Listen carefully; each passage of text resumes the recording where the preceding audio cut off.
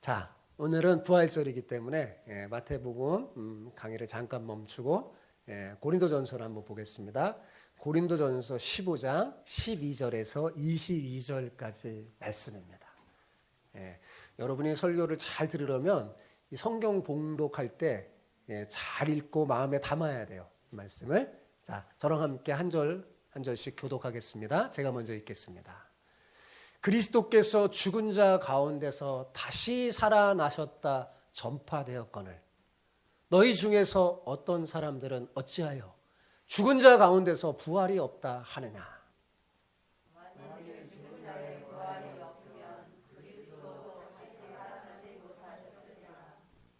그리스도께서 만일 다시 살아나지 못하셨다면 우리가 전파하는 것도 헛것이요 또 너희 믿음도 헛것이며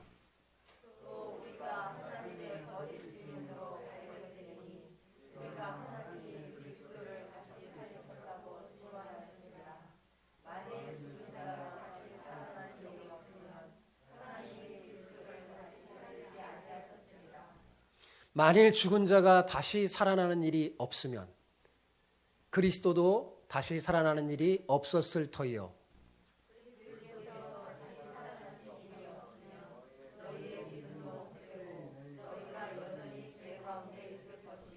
또한 그리스도 안에서 잠자는 자도 망하였으리니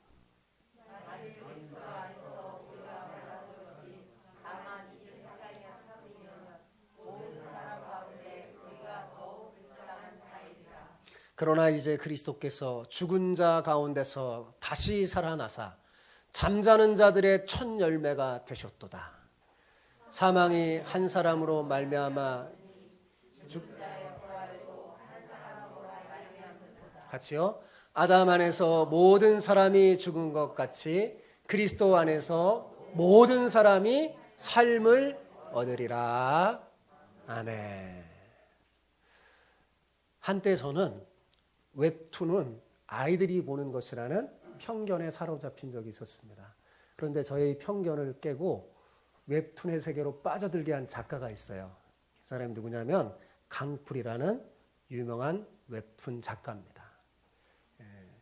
여러분 이 웹툰은 여러분이 이게 보셔도 좋을 것 같아요. 왜냐하면 이 웹툰에는 기독교 사상이 많이 담겨져 있는 것 같아요.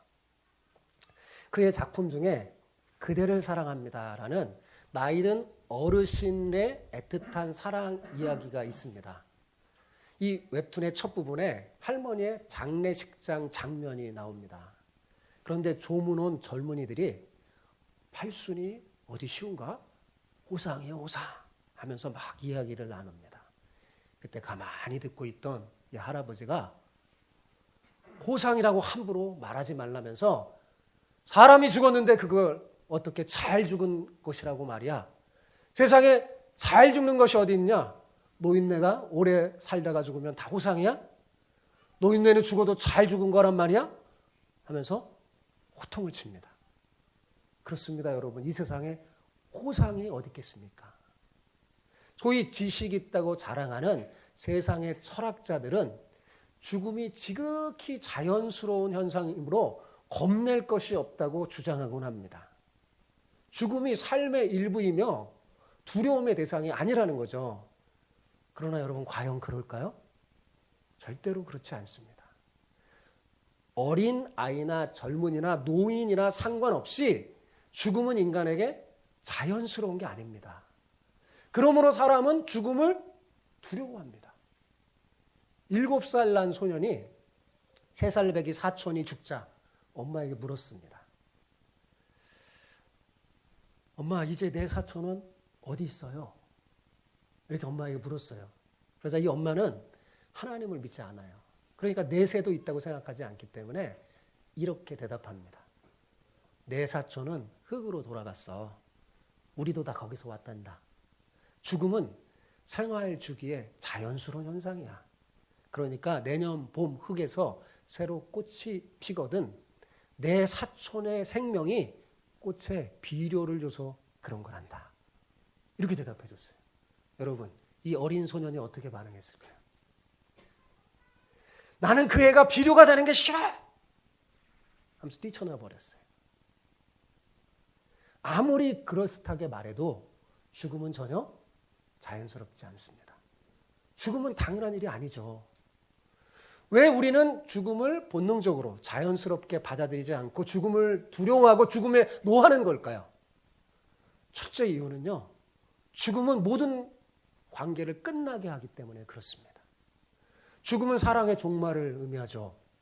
진정한 사랑은 거의 본질상 영원성을 갈구하며 결코 사랑하는 이와 이별을 원치 않습니다. 그렇죠? 그런데 죽음은 삶을 의미 있게 하는 모든 요소를 다 빼앗아가 버립니다. 그러니 죽음이 어떻게 두렵지 않을 수 있겠습니까? 그리고 사람들이 죽음을 두려워하는 두 번째 이유는 뭐냐면 죽음 이유가 불확실하기 때문에 그렇습니다. 죽음이 자연스럽다는 관점은 죽은 후에 아무것도 없음을 전제하는 거예요. 존재도 사라지고 의식도 사라지고 인격도 다 사라지고.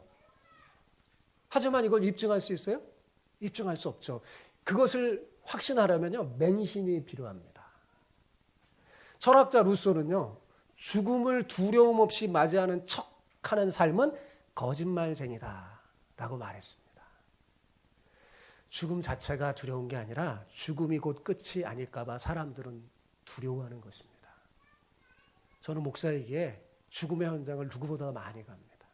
죽어가는 병원에도 장례식장에도 많이 가죠. 믿는 사람 믿지 않는 사람 공통점이 뭐냐면 죽음 이후에 어떻게 될지 두려워한다는 것입니다. 이렇게 인간에게 찾아오는 이 죽음, 그것이 있는 한 인간은 절대로 진정한 행복을 누릴 수가 없습니다. 그러므로 전도서 기자, 전도서에 보면 해 아래 모든 것이 헛되다고 한탄하면서 이렇게 말해요. 그가 부자건 가난한 자건 지혜로운 자건 어리석은 자건 별 차이가 없으며 다 바람을 잡으려는 것 같다고 말합니다. 왜 그렇게 말할까요? 죽음이 이 모든 것을 헛되게 하기 때문입니다. 그래서 숱한 철학자들과 문학자들이 인생의 무상을 노래했던 겁니다. 그러나 여러분, 우리 예수님을 믿는 우리들은 절망하지 않아도 될 것은 우리에게는 죽음을 이긴 희망의 뭐가 있어요? 복음이 있기 때문에 그렇습니다. 우리에게는 예수님이 있어요. 우리 옆 사람에게 축복하며 이렇게 인사합시다. 예수님의 부활은 죽음을 이긴 희망의 복음입니다. 네, 그렇게 해요. 시작. 예수님의 부활은 죽음을 이긴 희망의 복음입니다. 네, 그래요. 오늘 우리가 읽은 본문의 고린도 교회 성도들 안에는 부활이 없다고 생각하는 사람이 있었어요. 문제는 그들은 불신자도 아니고 뭐예요? 고린도 교회 성도예요. 그죠? 성도임에도 불구하고 부활을 믿지 못하는 겁니다. 어찌하여 이런 일이 생겨나는 걸까요? 하나님을 믿는다고 하면서도 성경의 가치관보다 세상의 가치관을 더 믿고 따랐기 때문입니다. 세상에서 하는 소리가 더 그럴듯하게 보이는 거예요. 바울은 이것이 얼마나 심각한 문제인지 지적합니다. 그래서 바울은 매우 단호하고 반복해서 선언해요. 부활이 없다면 신앙의 모든 것이 헛것이라고 말합니다. 우리가 읽은 본문에 계속해서 등장하는 단어가 있는데 그게 뭐냐면 헛것이라는 거예요. 뭐가 없으면요? 부활이 없다면. 그리고 무엇보다 만약 부활이 없다면 주님을 믿는 우리가 더욱 불쌍한 자가 될 것이라고 말합니다.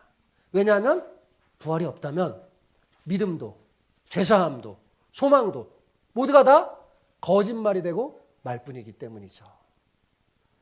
여러분, 고린도 교회 당시뿐만 아니라 오늘날도 교회 안에 부활을 믿지 않는 사람들이 많습니다. 네. 교회에서 가르치는 좋은 정신들은 좋은데 부활은 믿어지지 않는 거죠. 혹시 믿는다고 해도 실제 삶 속에서 부활을 마음에 두고 사는 성도가 그리 많아 보이지 않는다는 것이 현실입니다. 그러니까 왜 그럴까요, 여러분? 자신도 모르게 세상의 가치관의 영향을 받고 있기 때문에 그렇습니다. 자, 세상은 제가 보건대 두 가지로 막 말해주는 것 같아요. 죽음에 대해서. 서양 철학자들은 죽음을 우리 몸이 흙의 비료로 변하는 자연스러운 과정이라고 말해줘요. 진화론의 영향을 받은 겁니다.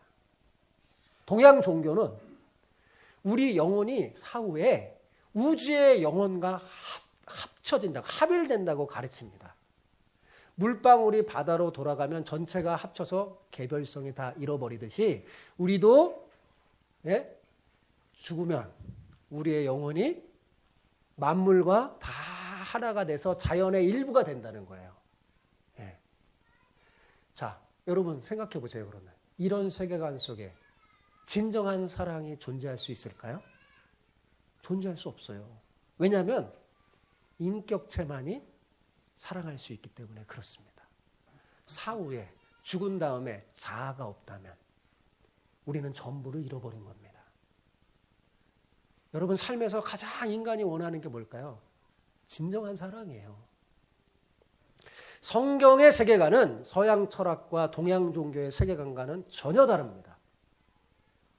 여러분, 여러분의 가슴과 머리에 성경의 세계관을 담고 있어야 돼요. 성경을 어떻게 말하냐? 인간을 자연의 한 일부로 보지 않아요.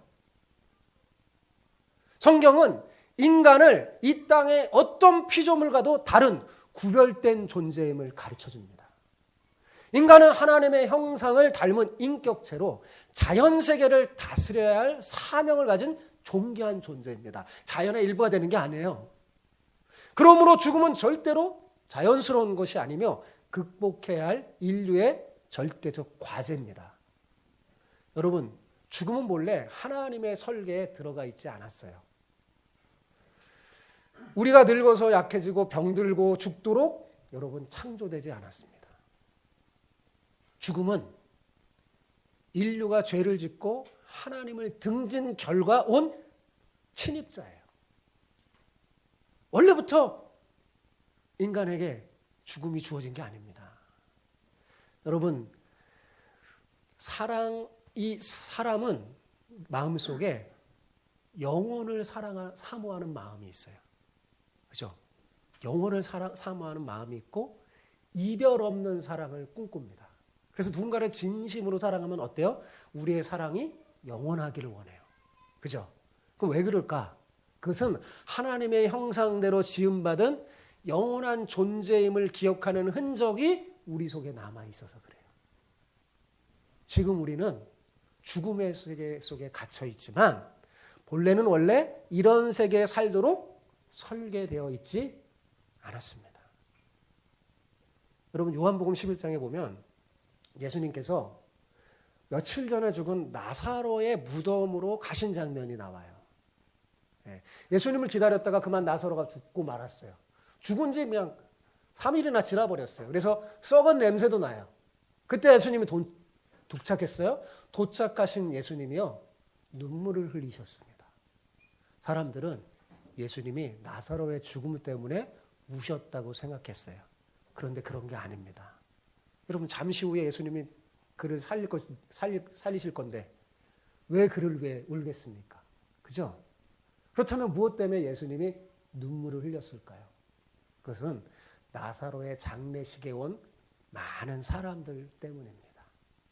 그들이 회개하지 않는다면 죽음이 그들을 파멸에 빠뜨릴 것이기에 그들을 불쌍히 여겨서 우신 거예요. 우신 거예요. 여러분, 하나님이신 예수님이 하늘의 영광을 다 버리고 십자가에 달려 돌아가신 이유는 이런 겁니다. 히브리 기자가 이렇게 말하죠.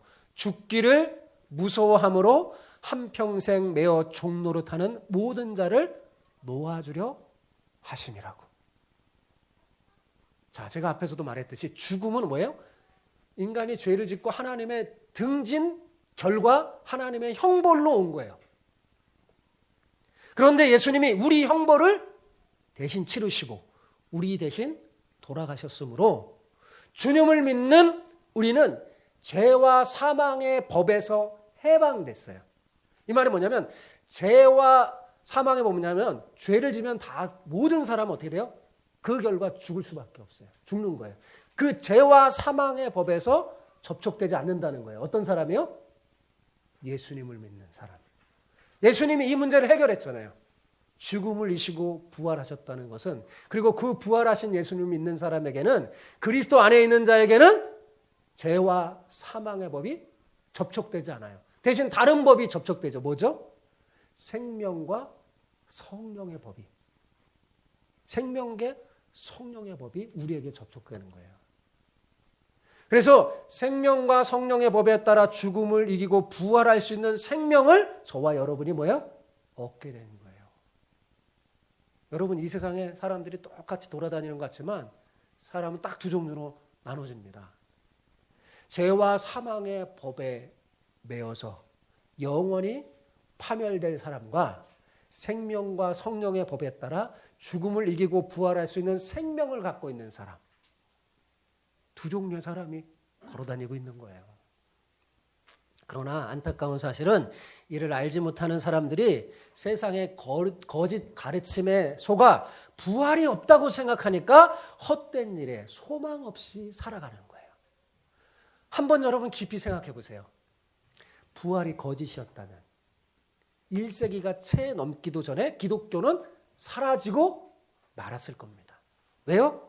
역사를 보면요, 거짓은 반드시 드러나 심판받기 때문에 그렇습니다. 거짓된 것, 잘못된 거는요, 시간이 지나면 다 드러나서 사라집니다.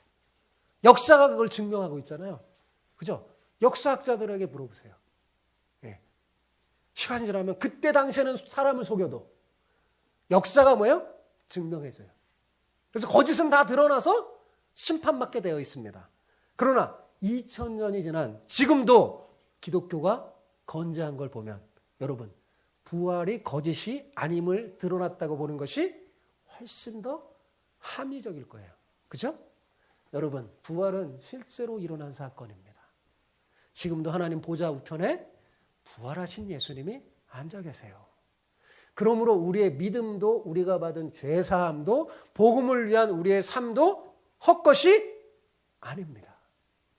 우리는 신기루 같은 헛된 것을 쫓아 신앙생활하는 게 아니라 기초가 튼튼하고 누구도 부인할 수 없는 사실의 토대를 둔 풍성한 열매를 맺을 수밖에 없는 그런 신앙생활을 하는 겁니다.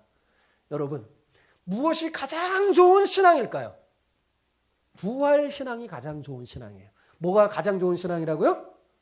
부활신앙. 부활이 모든 신앙의 기초이고 구원의 토대이기 때문에 그렇습니다. 그리고 완성이에요. 여러분, 본문인 고린도전서 15장을 읽어보면 고린도전서 13장과 매우 구조가 흡사하다는 것을 발견하게 돼요.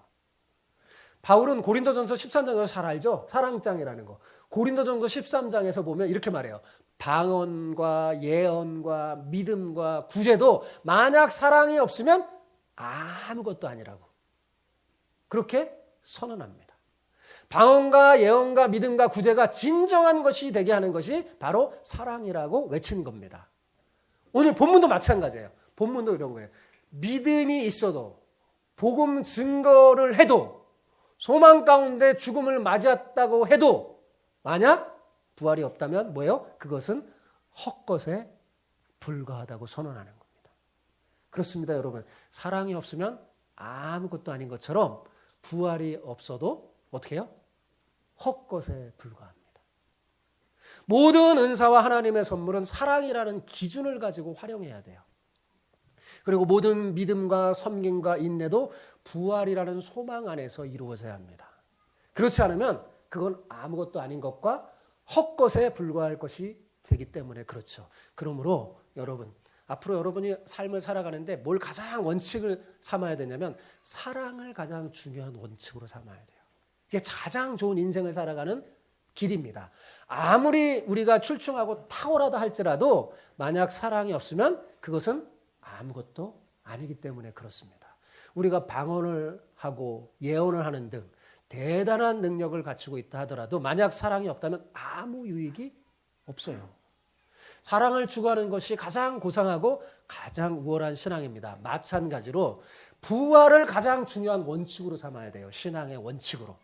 우리가 아무리 대단한 믿음과 충성과 헌신을 한다 하더라도 만약 부활이 없으면 뭐예요? 그건 헛것에 불과하기 때문입니다.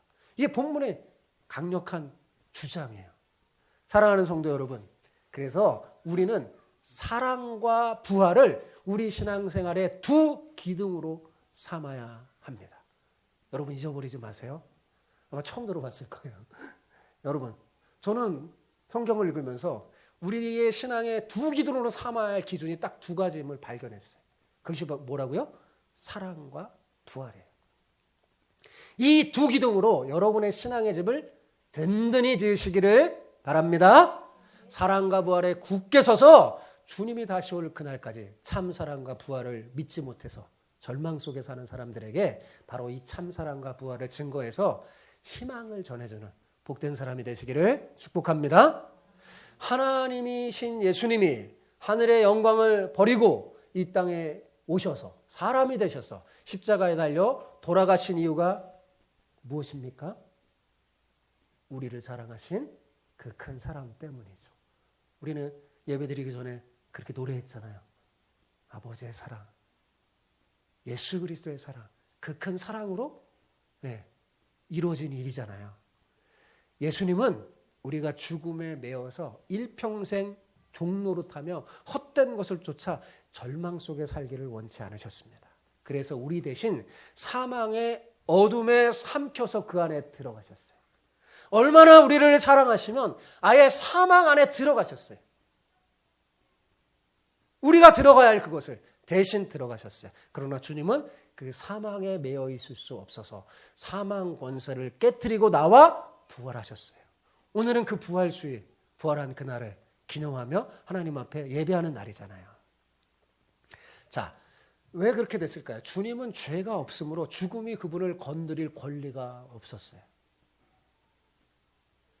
이로 인해서 여러분, 예수님이 죽으시고 부활했다는 건 굉장히 우리에게는 놀라운 일이며 희망이에요. 왜냐하면 예수님의 죽음과 부활로 인해서 죽음이 이제 믿음으로 주님 안에 사는 사람들을 건드릴 수 있는 권리가 사라진 거예요. 죄와 사망의 법이 접촉이 안 되는 거예요.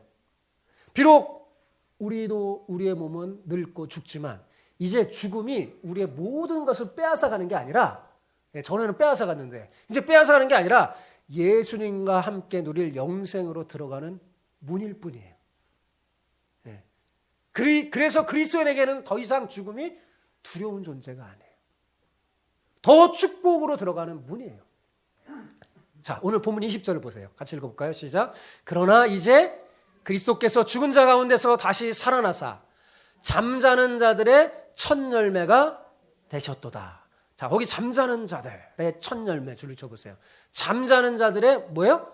첫 열매가 되셨대요. 성경은 그리스도 안에서 죽은 자들을 죽었다고 말하지 않아요. 이제 성경은요, 예수님 믿는 사람이 이 세상을 살다가 죽으면 죽었다고 말하지 않아요. 뭐라고 말해요? 잠자는 자들이라고 말해요.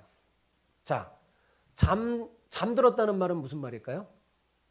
곧 깨어날 거라는 거죠. 그래서 여러분은 지금 이제부터 매일 부활 연습을 하는 거예요.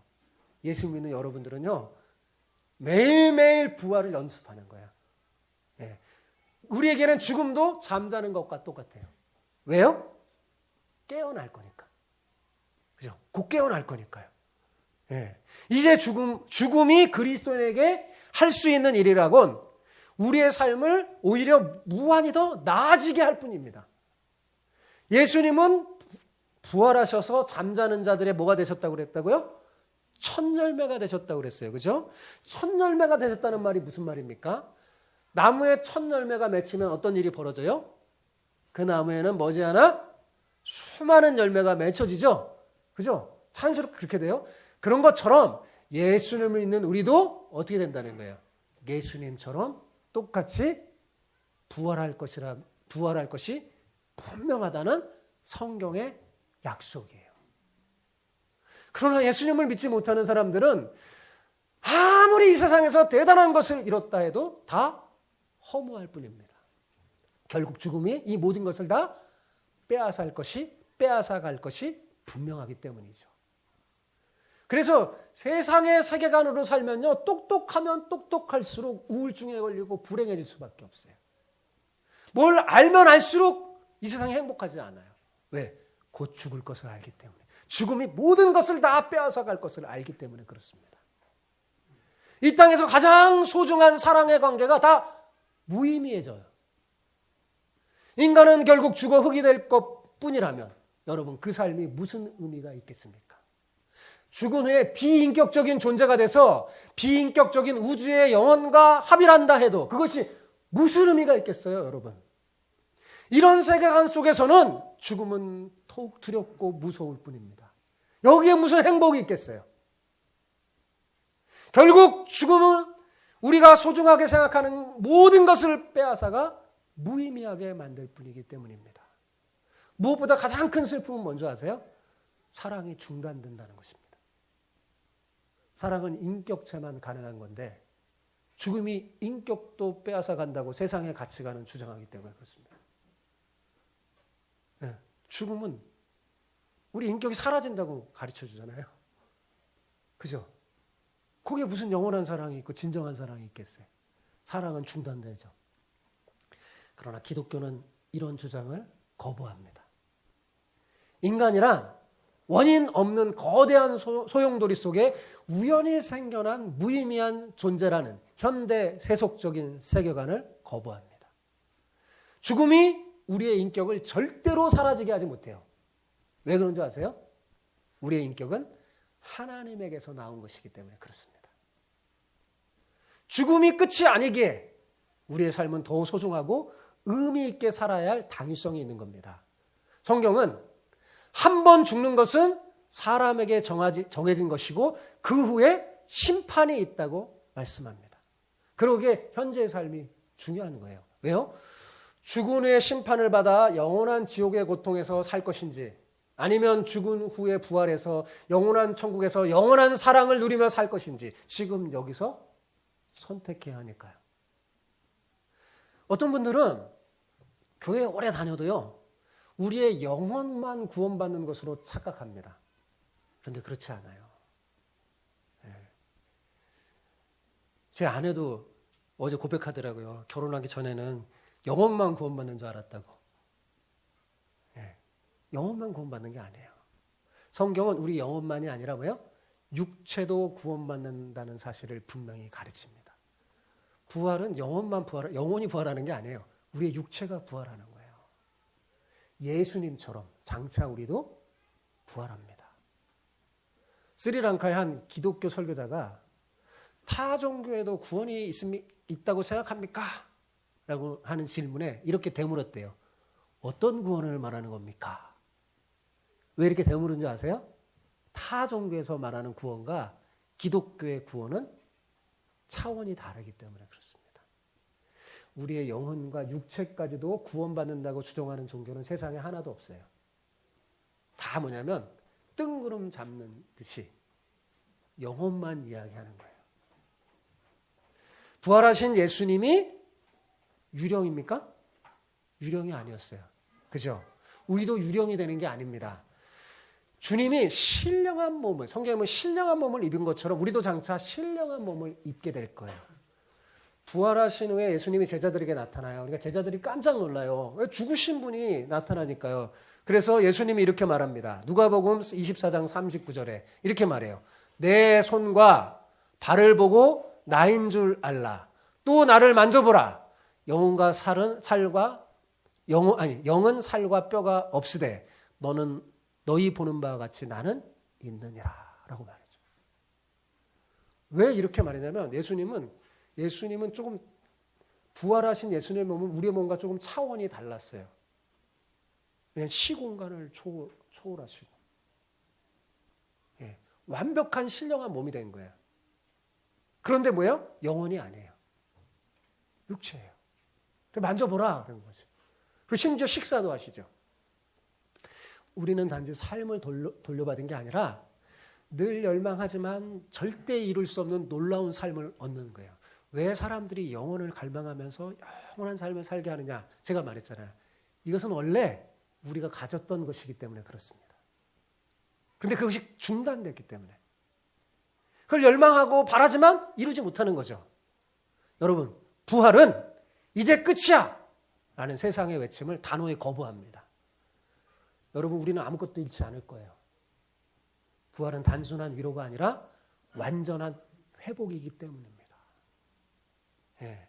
그래서 예수님 믿고 연세가 많으시고 자꾸 몸이 쇠퇴해지시고 그래서 걱정하지 마세요. 여러분, 잃어버릴 게 하나도 없어요. 오히려 완전한 것을 경험할 것입니다. 하나님께서는 부활에 대해서 어느 것보다 많이 실물 교훈으로 우리에게 매일매일 보여주세요. 여러분, 매년 봄이 되면 자연세계가 다 모든 게 죽었던 것 같은 것들이 다시 어떻게 돼요? 다시 꽃피고 생명이 막 나타나죠? 그죠? 매 주님은 부활의 교훈을 실증하고 계시는 거예요. 씨앗을 통해서도 거듭거듭 부활을 교훈해주고 계십니다. 여러분, 작은 장미 씨앗이 있다고 생각해 보세요. 작은 장미 씨앗이 있어요. 자, 이 씨앗이 땅에 묻히면 어떻게 돼요? 썩어서 죽어요, 씨앗이. 그죠? 근데 그것으로 끝납니까? 그렇지 않죠. 그 씨앗에서 생명이 자라나요. 그런데 그것은 그 전에 있는 씨앗과는 비교할 수 없을 정도로 아름다운 꽃으로 다 피어나죠. 우리도 마찬가지. 이 썩을 몸, 이 죽을 몸이 썩지 않음을 입고 예수님과 같은 신령한 몸, 가장 아름다운 몸이 될 거예요. 저는 기대합니다. 우리가 부활한 다음에 서로 만나면 얼마나 더 멋있을까요? 그런 부활의 교훈을 삶 속에서 우리는 깨우쳐야 돼요. 우리의 육신, 노쇠하고 병약한 몸이 무덤으로 들어갈 수 있어요. 그런데 부활의 날에는 쇠하지 않는 건강한 영원히 살 빛나는 그 몸으로 변화될 것입니다. 우리는 그 부활의 능력을 매일의 삶 속에서 체험해야 합니다. 제게는 네 분의 부모님이 계세요. 저를 낳아주시고 길러주신 아버님, 어머님이 계시고 함께 예배드리고 계시는데요. 또 결혼해서 제 아내를 낳아주시고 길러주신 장인어르신과 장모님이 계십니다. 감사한 것은 이 네 분의 부모님들이 거의 90세가 가까워지고 있는데 다 살아계신다는 사실입니다. 물론 연세가 많아서 몸이 많이 쇠약해지고 뇌 기능도 많이 약해져서 도움의 손길이 필요합니다. 그래서 저와 제 아내가 이분들의 도우미 역할을 합니다. 그런데 놀라운 사실은 여러분, 이분들이 모두 다 죽음을 두려워하지 않는다는 사실이에요. 왜 그럴까요? 왜 그럴까요? 부활신앙을 가지고 있기 때문에 그렇습니다. 제가 가끔 죽음을 이긴 희망의 복음을 다시 설명해드리고 점검해 보는데 감사하게도 네 분이 모두 다 아멘하며 받아들이면서 미소를 짓는다는 사실입니다. 얼마나 감사한 일이에요. 부활신앙을 가진 사람들은 나이가 들어 노년이 되면 왜 이렇게 나이가 들고 노년이 되고 절망하고 우울증에 빠지는 게 아니라요. 노년이 된 바울과 같은 고백을 합니다. 이렇게 고백을 해요. 그러므로 우리가 낙심하지 아니하노니 우리의 겉사람은 낡아지나 우리의 속사람은 날로 새로워지도다. 사랑하는 성도 여러분, 앞에서 제가 우리 신앙생활의 두 기둥이 무엇이라고 그랬어요? 오늘 설교 잘 들었나 모르겠어요. 우리 신앙생활의 두 기둥이 뭐라고 그랬어요? 잘 들으셨군요. 네, 맞았어요. 잊지 마세요. 사랑과 부활이에요. 주님이 다시 오는 그날까지 이 두 기둥으로 여러분의 신앙의 집을 굳고 튼튼히 짓기 바랍니다. 여러분, 예수님의 부활이 얼마나 좋은 거냐면 우리의 소중한 것이 영원하게 만들어요. 중단되지 않습니다. 끝이 아니에요. 그러나 아직 이것을 알지 못해서 절망 속에서 사는 사람에게 이 부활의 신앙을 전함으로 그들도 우리처럼 영원한 희망을 품고 참된 행복을 누릴 수 있게 하는 복된 사람이 되시기를 축복합니다. 아멘. 우리 잠깐 기도합시다. 좋으신 하나님, 부활절을 맞이하여 주님이 우리를 위해 죽으시고 부활하신 이 사건이 우리에게 어떤 의미가 있는지 알게 해주시니 감사합니다. 주여, 우리가 이 세상을 살 때 사랑과 부활이라는 이 두 기둥으로 우리의 신앙의 집, 믿음의 집을 져 절대로 무너지지 않는 그 놀라운 집을 든든히 세워서 영원한 하나님의 즐거움과 행복을 누리며 이것을 알지 못하는 사람들에게도 전하는 복된 사람들 다 되게 도와주옵소서. 예수님의 이름으로 기도하옵나이다. 아멘.